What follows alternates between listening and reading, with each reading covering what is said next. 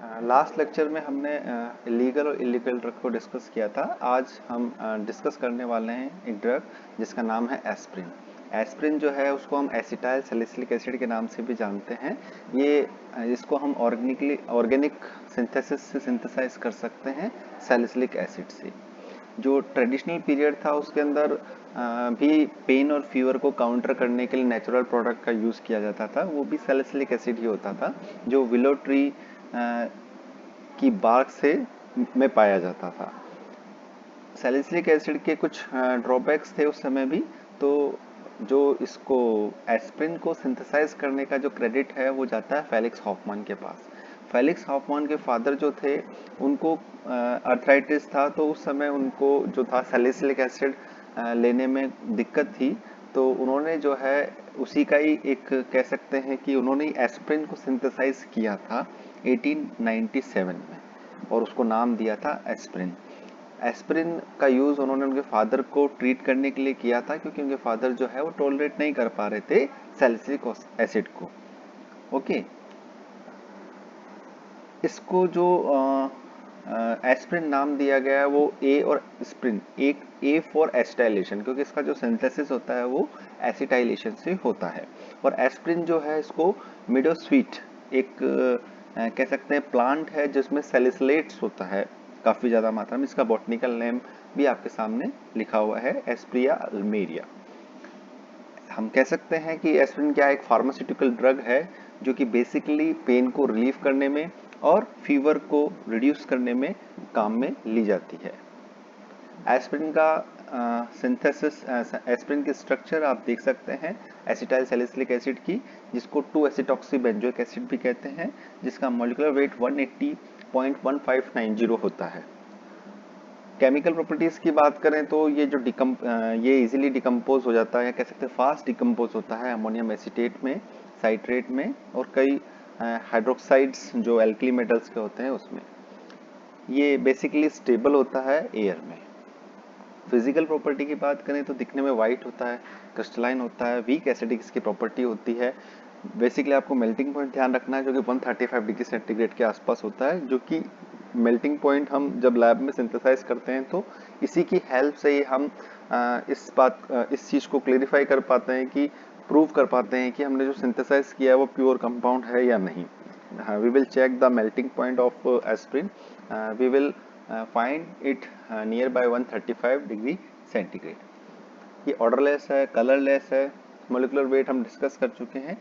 एक जो हमने लास्ट सेक्शन में बताया था कि हर पर्टिकुलर ड्रग का एक एटीसी कोड होता है, इसी तरह से इसका भी एटीसी कोड होता है।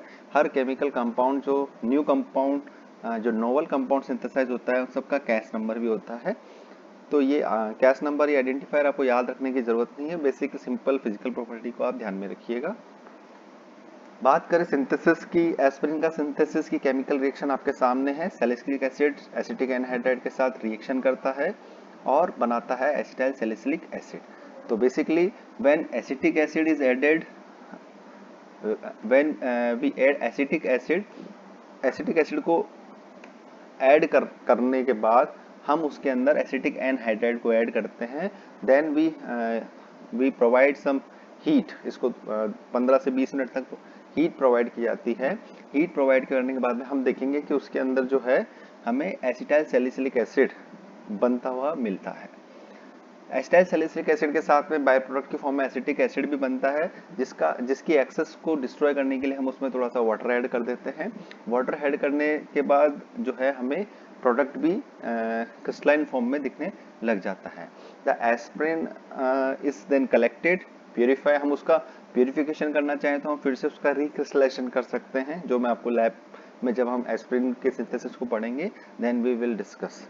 और इसको हमें चेक करने के लिए मैं आपको पहले ही बता चुका हूँ, मेल्टिंग पॉइंट हम इसका मेजर करते हैं।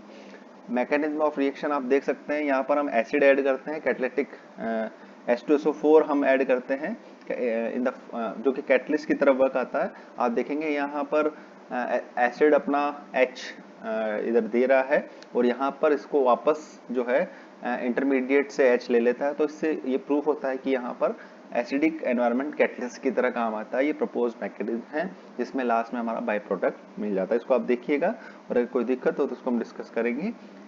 बात करते हैं, सिंथेसिस कर लिया, सिंथेसिस करने के बाद में उसका क्वालिटेटिव और मेजरमेंट, उसका हम जो है मेल्टिंग पॉइंट वगैरह हम चेक करते हैं।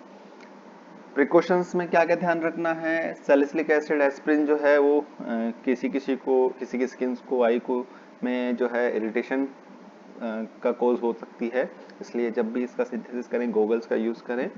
Acetic anhydride sulphuric acid, acid के बारे में हम जानते हैं, अगर हमारी स्किन वगैरह पे टच हो तो बर्न कर सकते हैं स्किन को, तो हमें केयरफुली इसका यूज़ करना चाहिए। बात करें यूजेस की, तो हम पहले भी बता चुके हैं, ये पेन को रिलीव करना, फीवर को रिड्यूस करने में काम आती है।